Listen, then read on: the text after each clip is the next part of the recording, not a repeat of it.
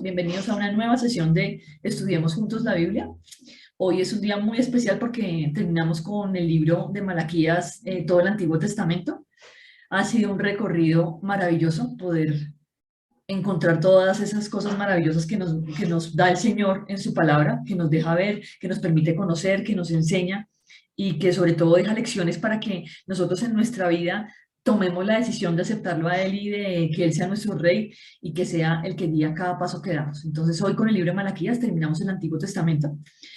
Malaquías es un profeta que vivió después del exilio, o sea, estuvo en el exilio y cuando regresan del exilio, él está ahí para decirle al pueblo de Israel lo que está pasando.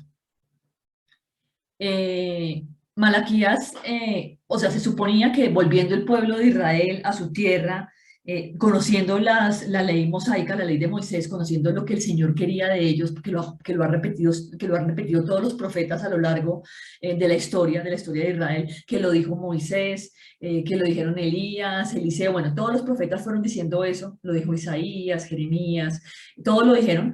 Ellos no aprendieron de eso y al contrario, al volver a Babilonia, al volver de Babilonia, lo que se encontró fue que ese regreso del exilio que implicaba un renacimiento espiritual en Dios, que implicaba dejar en manos del Señor la vida de cada uno de los habitantes de Israel, de Judá, no fue así. Lo que pasó fue que empezaron a tener una corrupción de ese sistema espiritual, de ese sistema del templo. Ya el templo está otra vez puesto en pie, ya funciona el templo, ya hay holocaustos, ya hacen lo que hacían antes de irse al exilio, antes de que el templo fuera destruido, pero el pueblo está como oveja sin pastor.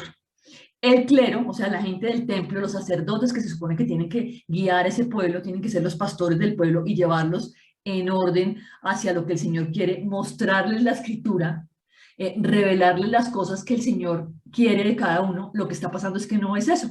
Y los sacerdotes están desviándose y están haciendo que la gente piense que ellos pueden comprar su salvación.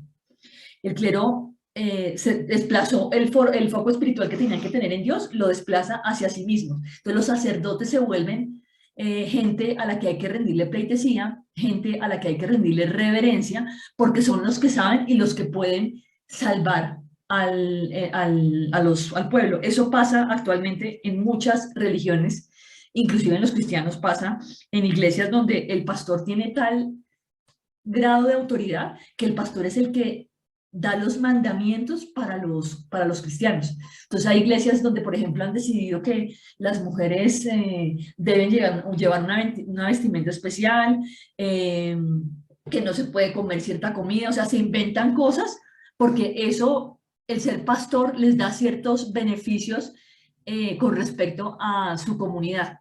Y está absolutamente equivocado y no es lo que dice la palabra. Entonces, si yo como una persona del pueblo, si yo como una persona cualquiera, tengo un pastor, tengo un sacerdote que me dice que yo debo hacer ciertos ritos, que debo hacer ciertos sacrificios para recibir salvación, yo empiezo a pensar que el perdón de Dios y que la salvación tiene un precio. Y el pueblo se empieza a desviar. Si nosotros vemos hoy nuestras sociedades, nos damos cuenta que la gente piensa que porque da limosna, que porque ayuda a alguien, entonces son muy buenos y van a ganar la salvación. Es que a mí no me interesa leer la Biblia, a mí no me interesa porque yo soy bueno y pues el Señor no, uno no los puede mandar al infierno.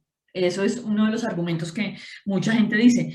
El Señor es clarísimo y nosotros para tener la salvación debemos aceptar ese sacrificio que hizo Cristo y aceptar que Cristo es Dios que vino a la tierra para salvarnos y que con su muerte y con su sangre preciosa, al derramarla en esa cruz, nos dio la salvación.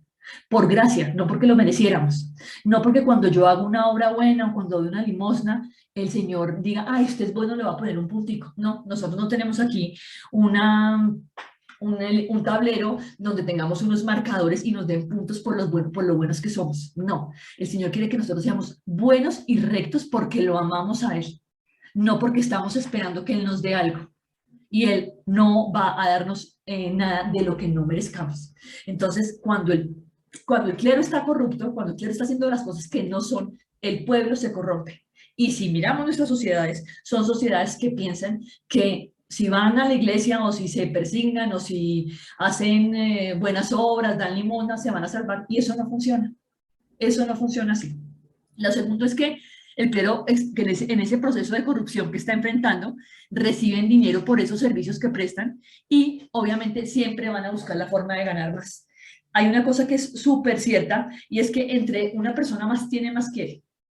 Si una persona empieza a trabajar en un puesto y empieza a ganar mucha plata, pues empieza a gastar porque está ganando mucha plata y después ya la plata que tiene con el sueldo que tiene no le alcanza, entonces tiene que hacer algo más y se busca la manera de estar haciendo cosas adicionales que pueden estar bien como pueden que no estén bien para ganar más dinero. Y eso le pasa al clero, eso le pasa a los sacerdotes. Entonces, como estaban recibiendo dinero, como pensaban que ellos eran los salvadores y les estaban dando el valor que no era, un valor incorrecto, eso lo que hace es que daña al clero y se vuelven cada día más corruptos y obviamente corrompen a la gente del pueblo. Esa corrupción no solo se extiende hacia cosas adicionales de la vida diaria, no solamente en la iglesia, sino se extiende en las personas en sus trabajos, en los colegios, en las universidades, eso se va extendiendo. Es como un cáncer que va llenando toda la sociedad y el Señor no sabemos que no está de acuerdo con eso. Entonces vamos a empezar el libro de Malaquías con el capítulo 1, del 1 al 5, y dice así: Profecía de Jehová contra Israel por medio de Malaquías.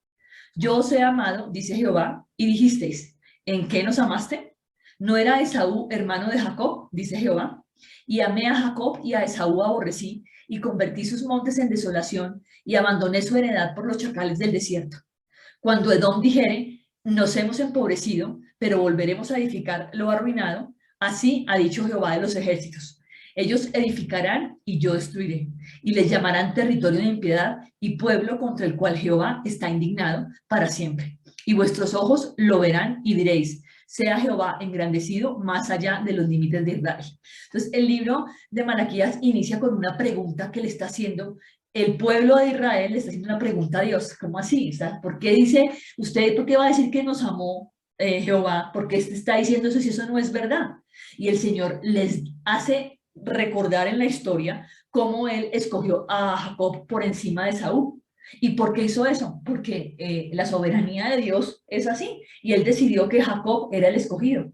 Y que de la descendencia de Jacob, con esa descendencia de Jacob haría el pacto, no con Esaú. Y acordémonos todo lo que pasó con Esaú. Esaú vendió su progenitura, su primogenitura, perdón. Esaú hizo cosas que no debía hacer. Jacob también, Jacob se equivocó, pero el Señor perdonó a Jacob y no a Esaú. ¿Por qué? Porque el Señor así lo decidió. Entonces, cuando el pueblo se queja, porque pues seguramente no están recibiendo lo que quisieran recibir de Dios, muchas personas quisieran que Dios los llenara de plata, que Dios los hiciera ricos, que Dios los hiciera bellos, que Dios los hiciera cada día más famosos, pero el Señor eso no es lo que quiere. El Señor le da a cada uno lo que Él decide darle. ¿Por qué? Porque está en su soberanía y eso es una cosa que tenemos que entender. La soberanía del Señor hace que algunos justos sufran, como lo vimos con el libro de Job. ¿Por qué? Porque es así de sencillo. El Señor decidió. Y si el Señor decidió, pues pasa. Y Él, cuando Israel dice, usted que tanto dice que nos quiere, usted no nos ama, eso no es verdad. Él les deja claro y les muestra en la historia cómo los ha llevado de la mano y cómo decidió salvar a Jacob por encima de Esaú y cómo decidió hacer ese pacto con Jacob y no con Esaú. Dice en los versículos 6 y 7, el hijo honra al padre y el siervo a su señor. Sí, pues soy yo padre, ¿dónde está mi honra? Y soy señor, ¿dónde está mi temor? Dice Jehová de los ejércitos a vosotros, dice Jehová de los ejércitos a vosotros, oh sacerdotes, que menospreciáis mi nombre. Y decís, ¿en qué hemos menospreciado tu nombre? En que ofrecéis sobre mi altar pan inmundo. Y dijisteis, ¿en qué te hemos deshonrado? En que pensáis que la mesa de Jehová es despreciable. Entonces, aquí empieza un diálogo entre el pueblo de Israel y Jehová. Y el Señor, ellos insisten en que son buenos, en que están haciendo lo correcto, y el Señor les deja ver que esos ofrecimientos que le hacen al Señor están llenos de impiedad, son animales inmundos lo que le están entregando, están haciendo las cosas como no deben, piensan que por rito se van a salvar, y como lo han dejado claro todos los profetas a lo largo del Antiguo Testamento, así no funciona. El Señor quiere que nosotros seamos limpios de corazón. El Señor mira nuestro interior. Yo puedo hoy maquillarme ponerme muy linda, peinarme, ponerme un vestido de fiesta, un vestido de gala, pero si yo en realidad tengo mi corazón lleno de inmundicia, el Señor lo va a ver. Y ese vestido de gala no hace nada, no hace la diferencia hace lo que yo tengo en mi corazón, lo que yo le doy a Dios. El sacrificio que el Señor quiere es justicia. El sacrificio que el Señor quiere no es un rito, no es un holocausto, no es que yo traiga el mejor animal como pasaba antes, sino que yo simplemente le dé mi corazón, que yo le entregue mi corazón y que yo sea limpia de corazón. Eso es lo que quiere el Señor. Dice en los versículos 9, 11 y 14. Ahora pues, orad por el favor de Dios para que tenga piedad de nosotros. Pero, ¿cómo podéis agradarle si hacéis estas cosas? Dice Jehová de los ejércitos. Porque desde donde el sol nace hasta donde se pone, es grande mi nombre entre las naciones. Y en todo lugar se ofrece a mi nombre incienso y ofrenda limpia, porque tan grande es mi nombre entre las naciones, dice Jehová de los ejércitos. Maldito el que engaña, el que teniendo machos en su rebaño promete y sacrifica a Jehová lo dañado, porque yo soy gran rey, dice Jehová de los ejércitos, y mi nombre es temible entre las naciones. Aquí el Señor les está diciendo, miren, hay naciones que no son el pueblo escogido, que no son ustedes, Israel, que me creen, que creen en mi nombre y que saben que yo hago las cosas correctamente y me hacen ofrendas limpias. La ofrenda de Israel no está limpia. Y ahí les deja algo muy claro, maldito el que engaña, el que teniendo machos en su rebaño promete y sacrifica a Jehová lo dañado. ¿Qué les está diciendo? Ellos en realidad están, cuando van al templo, cuando hacen sus holocaustos, cuando llevan sus ovejas, cuando llevan sus palomas, lo que vayan a sacrificar, no están entregando de verdad, no están entregando con el corazón las cosas, tienen el corazón sucio. Y puede ser que ese macho que están entregando a lo mejor no tenga ningún defecto, pero lo que han hecho los sacerdotes es crear un negocio alrededor de eso. Y recordemos que lo vamos a ver más adelante en el Nuevo Testamento, que cuando Jesús viene a la tierra, él lo que hace es molestarse en el templo porque lo han vuelto una cueva de ladrones. Entonces, si los sacerdotes están haciendo lo incorrecto, están pasando animales simplemente que ellos les venden para que no traigan su animal que estaba bien, simplemente para ganarse ese dinero, pues ellos se acostumbran a que simplemente yo llevo el animal que sea, yo lo voy a llevar, lo voy a presentar ante Jehová y lo entrego y ya. Pero el Señor lo que quiere no es eso. Eso, el llevar ese animal es simplemente una demostración de lo que tienen en su corazón. Y el corazón de ellos no es limpio. Y el Señor dice, yo sé lo que cada uno me está entregando y yo soy temible entre las naciones, pero mi pueblo no me respeta. Vamos a ver aquí en Génesis 14, 18 al 20 y en Job 2, 3, cómo el Señor no siempre va a elegir a Israel. O sea, no siempre Israel, por ser su pueblo, tiene las de ganar, sino que al contrario, el Señor también escoge a otras naciones o a otros pueblos o a otras personas que no pertenecen al pueblo de Israel para que sean bendecidas. Dice en Génesis 14, del 18 al 20. Entonces Melquisedec, rey de Salem y sacerdote del Dios Altísimo, sacó pan y vino y le bendijo diciendo, bendito sea Abraham del Dios Altísimo, creador de los cielos y de la tierra, y bendito sea el Dios Altísimo que entregó tus enemigos en tu mano. Y le dio a Abraham los diezmos de todo. Melquisedec era el rey de Salem. Melquisedec no era un israelita. Y Abraham le entregó absolutamente todo, el diezmo se lo entregó a ese Melquisedec. Y cuando vemos, bueno, cuando lo vamos a ver más adelante, que Jesús es sacerdote para siempre según el orden de Melquisedec. ¿Y cuál es el orden de Melquisedec? Si solamente aquí aparece mencionado en la Biblia en Génesis 14, 18, 20, y uno dice, pero ¿cuál es el orden? Pues Melquisedec es un sacerdote tan especial que Abraham decidió darle sus diezmos. Los diezmos de todos se los entregó a Melquisedec. ¿Por qué? Porque el Señor lo escogió. ¿Por qué? Por su soberanía. O sea, volvemos a lo mismo, el Señor toma sus decisiones. Dice en Job 2:3, y Jehová dijo a Satanás, ¿no has considerado a mi siervo Job, que no hay otro como él en la tierra, varón perfecto y recto, temeroso de Dios y apartado del mal, y que todavía retiene su integridad, aun cuando tú me incitaste contra él para que lo arruinara sin causa? ¿Quién era Job? No era un israelita. Job era una persona de Oriente, un señor de Oriente que tenía muchas riquezas, pero era varón perfecto y recto y temeroso de Dios. ¿Qué quiere decir esto? El Señor escoge al que Él desea, independientemente que sea de Israel o no sea de Israel. Pero hay personas, nosotros mismos, que al creer lo que hizo Jesús, al estar seguros que Dios está con nosotros y que por medio de Jesús recibimos la salvación, hemos entrado dentro de ese pueblo de Israel, dentro de ese único y solo pueblo de Israel. Pero no siempre todo, o sea, no por pertenecer al pueblo de Israel, todos los judíos se van a salvar, porque el que no crea no se va a salvar. Y a la Biblia le han dado interpretaciones erradas, hablando de cómo Dios es un Dios nacionalista, que simplemente el día en un futuro todo Israel se va a salvar, o sea, todos los judíos van a ser salvos. Eso no es lo que dice la palabra. Por eso hay que meterse en la palabra y empezar a leerla y saber qué es lo que está diciendo esa palabra de Dios, que nos hable a cada uno. Dice en el capítulo 2, versículos del 1 al 4. Ahora pues, oh sacerdotes, para vosotros es este mandamiento. Si no oyereis y si no decidéis de corazón dar gloria a mi nombre, ha dicho Jehová de los ejércitos, enviaré maldición sobre vosotros y maldeciré vuestras bendiciones, y aún las he maldecido porque no os habéis decidido de corazón. He aquí, yo os dañaré la sementera y os echaré al rostro el estiércol de vuestros animales sacrificados, y seréis arrojados juntamente con él. Y sabréis que yo os envié este mandamiento para que fuese mi pacto con Leví, ha dicho Jehová de los ejércitos. Entonces, aquí ya el Señor claramente se los está diciendo a esos sacerdotes que están aceptando del pueblo dinero, que están aceptando del pueblo cosas que no deben aceptar, vendiendo como si ellos pudieran vender la salvación. Y eso pasa hoy en día, pasa eso mucho con falsos profetas que dicen tener verdades reveladas que son verdades que son mentira, porque no son reales.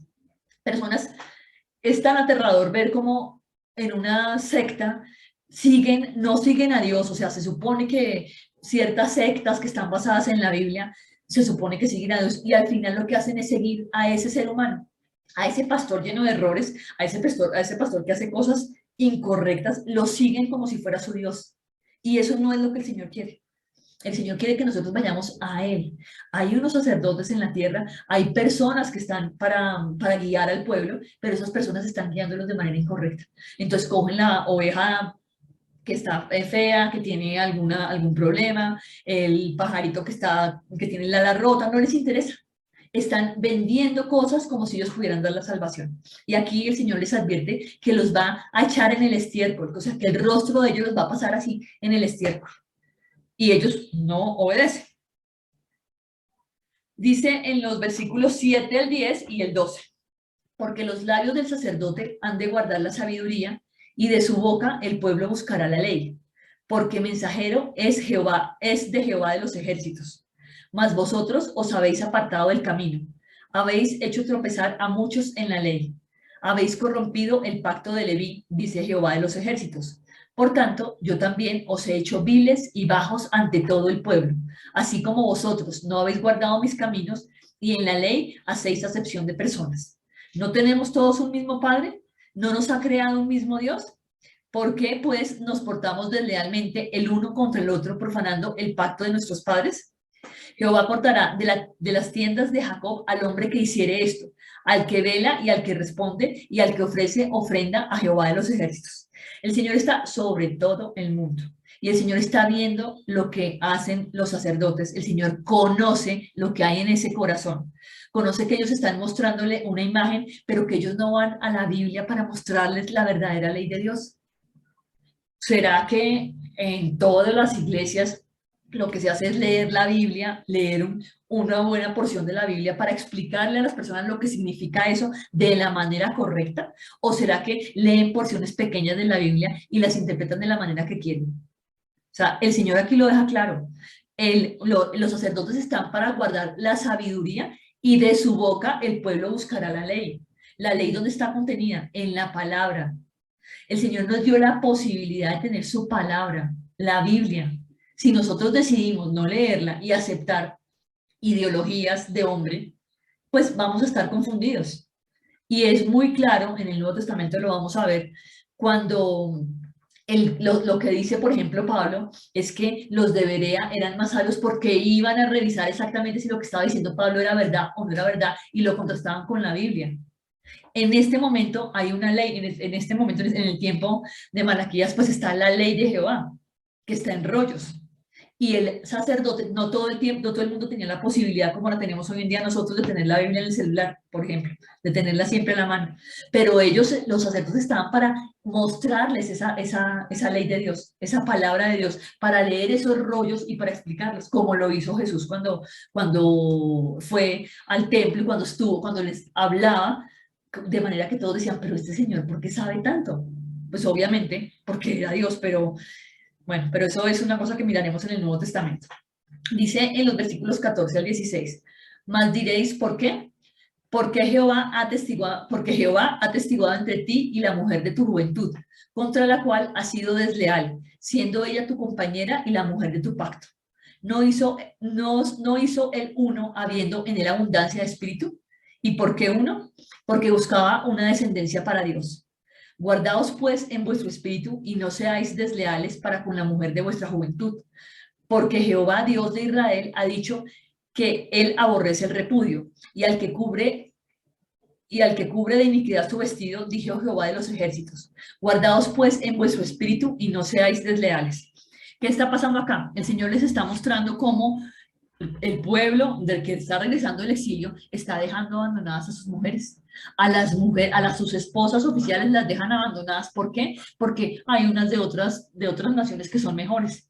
Porque simplemente ya no les gustan las mujeres como antes, ya quieren otra mujer más joven o lo que sea, las cambian y no respetan ese pacto que hicieron. Y el Señor les está diciendo, eso no está bien. Y acordémonos que ya habíamos visto ese proceder, cómo cogían mujeres de otras naciones y cómo se casaban con ellos y al final les tocó abandonarlas porque el Señor quiere que estén con la mujer de su juventud, que respeten a la mujer que han decidido tomar por esposa. Y no estaba pasando eso, es decir, el pueblo volvía a conductas que no eran las correctas. El pueblo vuelve del exilio con costumbres aprendidas de Babilonia que son incorrectas, que no deberían hacer, y las toman como normales, a pesar de conocer la ley de Dios. Dice en el versículo 17, habéis hecho cansar a Jehová con vuestras palabras y decís, ¿en qué le hemos cansado? ¿En qué decís? Cualquiera que hace mal agrada a Jehová, y en los tales se complace, o si no, ¿dónde está el Dios de justicia? O sea, ellos piensan que lo que ellos creen que está bien, y que pues el Señor tiene que aplicar la justicia como ellos la ven. O sea, son jueces inútiles, lo hemos visto en más profetas. Ellos piensan que porque ellos creen que las cosas, que la verdad es de esa manera y que está bien, entonces así funciona. Y eso pasa hoy en día. Entonces, hoy en día han decidido que las personas, los seres humanos nacen sin sexo. Y eso está bien. ¿Por qué? Porque lo decidieron. Dos o tres dijeron que eso estaba bien y lo han promulgado por las redes y ya mucha gente cree en esa teoría. Entonces, eso está bien. Resulta que no. Las cosas que están bien son las que están en la Biblia. Y el Señor creó hombre y mujer, nos guste o no nos guste. ¿Por qué? Porque es la soberanía de Dios, porque Él así lo decidió. Dice en el capítulo 3, versículos del 1 al 3. He aquí, yo envío mi mensajero, el cual preparará el camino delante de mí, y vendrá súbitamente a su templo el Señor a quien vosotros buscáis, y el ángel del pacto a quien deseáis vosotros. He aquí, viene, ha dicho Jehová de los ejércitos. ¿Y quién podrá soportar el tiempo de su venida? ¿O quién podrá estar en pie cuando Él se manifieste? Porque Él es como fuego purificador y como jabón de lavadores, y se sentará para afinar y limpiar la plata, porque limpiará a los hijos de Leví, los afinará como a oro y como a plata, y traerán a Jehová ofrenda en justicia. Aquí Malaquías está predicando que va a venir ese mensajero que va a clamar en el desierto, que sabemos que es Juan el Bautista, que va a clamar para decir que viene el Mesías. Y el Señor va a venir aquí a la tierra, va a manifestarse como fuego purificador. O sea, cuando Jesús viene, lo que hace es purificar, como jabón de lavadores, dice acá. Y nos va a limpiar y va a sacar a esos hijos de verdad para que sean como oro y como plata, para que traigan las ofrendas verdaderas y reales que el Señor quiere. que ya sabemos cuáles son. Dice en los versículos 3 al 5, y se sentará para afinar y limpiar la plata, porque limpiará a los hijos de Leví, los afinará como a oro y como a plata, y traerán a Jehová ofrenda en justicia, y será grata a Jehová la ofrenda de Judá y de Jerusalén, como en los días pasados y como en los años antiguos. Y vendré a vosotros para juicio, y seré pronto testigo contra los hechiceros y adúlteros, contra los que juran mentira y los que defraudan en su salario al jornalero, a la viuda y al huérfano, y los que hacen injusticia al extranjero, no teniendo temor de mí, dice Jehová de los ejércitos. ¿Qué queda claro aquí? El Señor aborrece a los hechiceros. Eso que hablan que es que hay magia blanca y hay magia negra, no, el Señor aborrece la hechicería. El Señor aborrece esas personas que se las dan, hombres o mujeres que se las dan de brujos y que venga yo le devuelvo el amor y que le leo las carticas, venga y le leo la mano. Eso lo aborrece el Señor. Aborrece a los adúlteros, los que no respetan su matrimonio, los que se van detrás de otras mujeres, los que hacen lo incorrecto, hombres o mujeres, los que juran mentira. El Señor aborrece la mentira. Para todo nosotros tenemos que andar diciendo cosas mentira, para todo tenemos que mentir, quitemos la mentira de nuestra boca, vuelve el Señor a decir, eso no me gusta. Los que defraudan en su salario al jornalero, a la viuda y al huérfano, o sea, los que se aprovechan de los desprotegidos, los que hacen injusticia con el extranjero y los que no tienen temor de él. Y acordémonos que el principio de la sabiduría, como lo vimos en Proverbios y como lo vimos en Eclesiastés, bueno, en todos los libros de sabiduría, es el temor de Jehová. Es saber que Dios está en el cielo, que nos está mirando, que tiene unas pautas que Él quiere que cumplamos y que nuestro deber como hijos de Dios es cumplirlas. Entonces aquí hace un resumen de qué es lo que el Señor no quiere y no acepta y cómo es que nos va a limpiar de eso. Dice en los versículos del 6 al 8, porque yo Jehová no cambio. Por esto, hijos de Jacob, no habéis sido consumidos. Desde los días de vuestros padres os habéis apartado de mis leyes y no las guardasteis. Volveos a mí y yo me volveré a vosotros, ha dicho Jehová de los ejércitos. Mas dijisteis, ¿en qué hemos de volvernos? ¿Robará el hombre a Dios? Pues vosotros me habéis robado y dijisteis, ¿en qué te hemos robado? En vuestros diezmos y ofrendas. Y estos versiculitos han dado un montón de interpretaciones y un montón de doctrinas con respecto al tema del diezmo.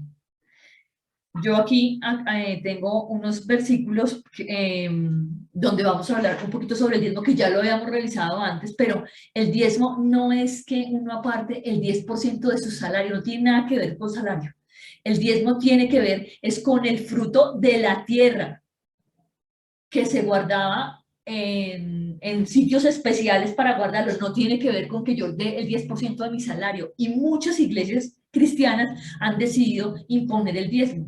Nosotros ya no estamos bajo la ley. Entonces no tenemos que dar diezmo. Obviamente, si uno está yendo a una iglesia y quiere hacer una ofrenda o lo que sea, lo puede hacer, pero no es una obligación que tú des el 10% de tu salario. ¿Y cómo funcionaba el diezmo? De acuerdo con esa ley de Moisés, el diezmo tenía una finalidad educativa. ¿Por qué?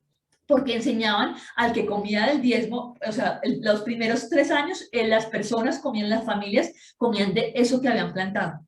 ¿Cierto? Y eso les enseñaba que debían temer a Dios, quien era el que había generado que ellos pudieran comer de eso que tenían y podían disfrutar de esas bendiciones de Dios. Periódicamente, en el año tercero, una parte de eso que habían conseguido tenía que ser para asistir a los desvalidos. ¿Quiénes son los desvalidos? Los huérfanos, las viudas, o sea, personas que de verdad lo necesitan, el extranjero que llega a un país sin nada, a esos eran los que buscaba proteger ese diezmo. ¿Para qué? Para comer.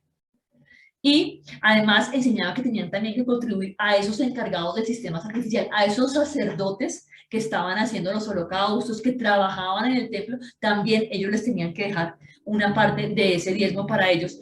Y no era, o sea, era al tercer año como se ve aquí.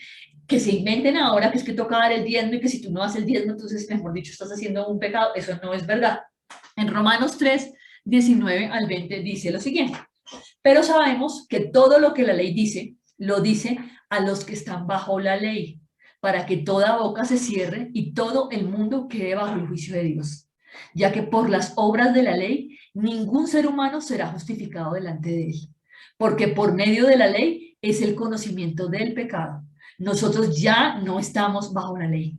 Cuando Jesús murió en esa cruz, nosotros ya no estamos, ya eso se rompió. Ese era el antiguo pacto. Ahora tenemos un nuevo pacto. Dice en Hebreos 8:13. Al decir nuevo pacto, ha dado por viejo al primero. Y lo que se da por viejo y se envejece está próximo a desaparecer. Es decir, ya no estamos bajo la ley. Dice en Corintios, en 2 Corintios 9:7, cada uno dé como propuso en su corazón, no con tristeza ni por necesidad, porque Dios ama al dador alegre. O sea, sí está bien que uno contribuya a la iglesia, al funcionamiento de la iglesia, de la comunidad donde uno asiste. Si asiste a una iglesia, está muy bien que uno dé, pero es lo que salga de tu corazón. No habla en ningún lado del Nuevo Testamento, habla de diezmo. ¿Por qué? Porque ya no estamos bajo la ley. Porque Jesús murió y esa ley ya no quedó para nosotros. No estamos bajo ella. Estamos simplemente bajo un nuevo pacto, y ese nuevo pacto es la vida eterna que nos da Jesús con su sangre en la cruz. Dice en los versículos 9 al 12, malditos sois con maldición, porque vosotros, la nación toda, me habéis robado. Traed todos los diezmos al alfolí y haya alimento en mi casa. El alfolí era donde se guardaba, como el granero, donde se guardaban las cosas que se sembraban, que salían de la tierra. Y probadme ahora en esto, dice Jehová de los ejércitos. Si no, os abriré las ventanas de los cielos y derramaré sobre vosotros bendición hasta que sobreabunde. Reprenderé también por vosotros al devorador, y no destruirá el fruto de la tierra, ni nuestra vid en el campo será estéril, ni vuestra vid en el campo será estéril, dice Jehová de los ejércitos. Y todas las naciones os dirán bienaventurados, porque seréis tierra deseable, dice Jehová de los ejércitos. Es decir, si nosotros hacemos las cosas, actuamos correctamente y con rectitud, como quiere el Señor, vamos a ser bendecidos. Vamos a hacer, aquí no dice que nos vamos a volver millonarios, pero el Señor nos va a bendecir, va a abrir las ventanas de los cielos para nosotros, va a derramar sobre nosotros bendición, que así sea, sobre toda la tierra, que el Señor haga eso, que nosotros no tengamos que ser maldecidos, malditos por el Señor, porque estamos haciendo lo incorrecto. Hagamos lo correcto y seamos todos templo del Señor, que cada uno de nosotros de verdad guarde lo que el Señor nos dice en su palabra y que lo haga realidad. Dice en los capítulos 13 al 18, vuestras palabras contra mí han sido violentas, dice Jehová, y dijisteis, ¿qué hemos hablado contra ti? Habéis dicho, por demás es servir a Dios, ¿qué aprovecha que guardemos su ley y que andemos afligidos en presencia de Jehová de los ejércitos? Decimos pues ahora, bienaventurados son los soberbios y los que hacen impiedad, no solo son prosperados, sino que tentaron a Dios y escaparon. Entonces los que temían a Jehová hablaron cada uno a su compañero, y Jehová escuchó y oyó, y fue escrito libro de memoria delante de él para los que temen a Jehová y para los que piensan en su nombre. Y serán para mí especial tesoro, ha dicho Jehová de los ejércitos, en el día en que yo actúe, y los perdonaré como el hombre que perdona a su hijo que le sirve. Entonces os volveréis y discerniréis la diferencia entre el justo y el malo, entre el que sirve a Dios y el que no lo sirve. Entonces, el Señor tiene clarísimo que hay personas que han decidido, o sea, que el pueblo de Israel está diciendo, pero nosotros nunca hemos hablado mal de ti, pero eso no es verdad. Sí han hablado y están diciendo que, ¿para qué servimos a Dios? ¿Para qué servimos a Dios si sirviendo a Baal tenemos también beneficios? ¿Para qué nos aprovecha que guardemos la ley de Dios? Eso no es importante. Entonces, el Señor les deja clarísimo que los que son soberbios no van a prosperar, sino que han tentado a Dios, y aquí dice que ellos piensan que escaparon, pero no escaparon, porque el Señor va a hacer su justicia. Y cuando el Señor venga y haga su justicia, esos que de verdad temen a Jehová, esos que de verdad hacen las cosas correctamente, van a recibir su merecido, igual que los que están haciendo las cosas de manera incorrecta. Y la diferencia, y vamos a entender ese día la diferencia entre esa persona que es justa contra la persona que es mala y que está haciendo lo incorrecto. Entonces, eso depende de nosotros, de la decisión que tomemos y de cómo queremos ser. ¿Queremos ser como ese Israel que era terco y que hacía las cosas de manera incorrecta? ¿O queremos ser como deberíamos ser? Es como dice la palabra del Señor. Esa es una elección que nosotros debemos decidir, que debemos tomar. Dice en el capítulo 4, versículos del 1 al 3. Porque aquí viene el día ardiente como un horno, y todos los soberbios y todos los que hacen maldad serán estopa. Aquel día vendrá, los abrazará, ha dicho Jehová de los ejércitos, y no les dejará ni raíz ni rama. Mas a vosotros, los que teméis mi nombre, nacerá el sol de justicia, y en sus alas traerá salvación, y saldréis y saltaréis como becerros de la manada. Hollaréis a los malos, los cuales serán ceniza bajo la planta de vuestros pies en el día en que yo actúe, ha dicho Jehová de los ejércitos. El día del Señor va a ser terrible para aquellos que han hecho lo incorrecto y que son soberbios y que siguen haciendo maldad. Para aquellos que han hecho lo correcto y que temen el nombre del Señor, ese día va a ser maravilloso, porque nacerá el sol de justicia, porque va a traer la salvación, que es lo que pasó cuando vino Jesús a la tierra. Y entonces vamos a estar felices porque sabemos que aunque a los malos en algún momento les puede llegar el bien o lo que sea, nosotros vamos a hacer lo correcto, nosotros vamos a tener un día al Señor aquí, lo vamos a ver y vamos a saber, hicimos las cosas correctamente. Ese es el reto que tenemos como cristianos. No andar pensando que somos perfectos porque perfectos, no hay uno solo perfecto. Saber que tenemos muchos errores, que somos, que todo el tiempo estamos haciendo pecados y lo que sea, pero que el Señor está con nosotros y el Señor cada día nos ayuda a ser mejores y a cambiar, que nos da un nuevo corazón y que ese nuevo pacto lo respetará hasta el final.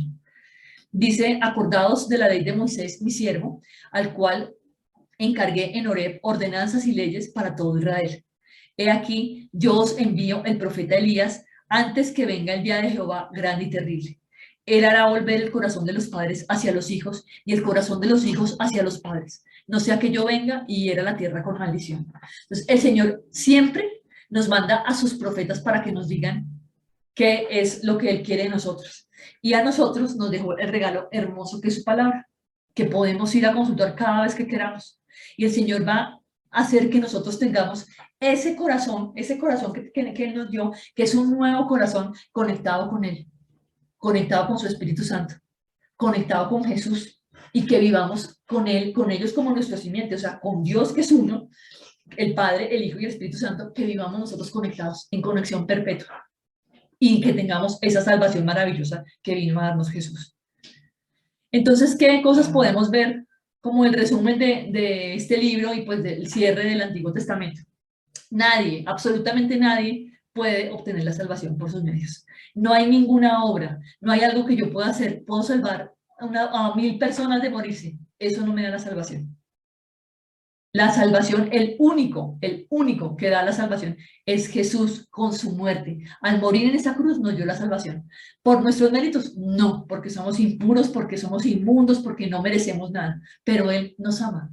¿Y cómo nos ama? Él nos dio su vida por nosotros. Iba a venir un mensajero que prepararía el camino delante de Dios, que fue Juan el Bautista, lo vamos a ver en el Nuevo Testamento. Aparecería el mismo Señor para salvar a su pueblo, o sea, quien vino a esta tierra fue Dios a salvarnos y decidió que su Hijo muriera por nosotros. Cuando el Señor viene, cuando Jesús viene, va a realizar esa limpieza espiritual, que ya la realizó, que va a convertir ese pueblo y que va a convertir a esa ofrenda que hace el pueblo en algo limpio. Él cambia nuestras vestiduras que están sucias, cochinas, llenas de sangre y de abominación, las cambia por vestiduras blancas, blancas resplandecientes. Y el Señor simplemente nos pide, como nos lo dice a través de todos los profetas, que tomemos esa decisión, que nos convirtamos, que volvamos nuestra cabeza hacia Él y que aceptemos ese sacrificio que Él hizo. Entonces, este es el libro de Malaquías que deja claro quién es el Señor, que deja claro cómo esto que dicen los profetas, cómo anunciaron a Jesús, eso se va a cumplir en el Nuevo Testamento, que vamos a iniciar la próxima semana. Entonces, una buena idea es repasen el Nuevo Testamento, las cosas que les hayan quedado como sonando de algo que escucharon en todas las sesiones que hemos visto del Antiguo Testamento, para que ya iniciemos el Nuevo Testamento con todas las de la ley y para que podamos de verdad adentrarnos en esa obra maravillosa que hizo Jesús en nuestras vidas. Entonces, Dios les bendiga, espero que tengan un maravilloso fin de semana y nos vemos el siguiente sábado.